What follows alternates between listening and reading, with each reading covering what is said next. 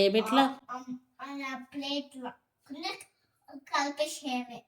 ఏం కూరలా? అది బెండకాయ కూరలా మంచిగా పప్పుచారు అయిపోతుంది. బెండకాయ చేస్తే పప్పుచారు అవుతుంది. పప్పుచారు చేయాలనుకుంటే బెండకాయ చేయాలా?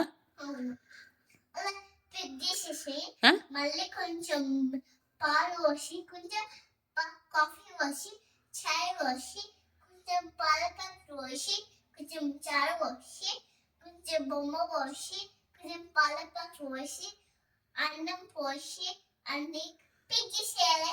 అప్పుడే అప్పుడు మంచిగా కూడా అయిపోతుంది. ఇగో ఇట్లా అయిపోతుంది. చూసుకుని ఎట్లా అయిందో అలా కొంచెం ఫ్రిడ్జ్ పెడితే కొంచెం చల్లగా ఉంటుంది. అంత వేసి ఫ్రిడ్జ్ లో పెట్టేయాలి. ఒకసారి అడుగు మళ్ళీ యూట్యూబ్ లో ఎట్లా చేయాలో. తాత చెప్తే అప్పుడు తాత వేరే జడట మంట చీర ఆడి చేయడం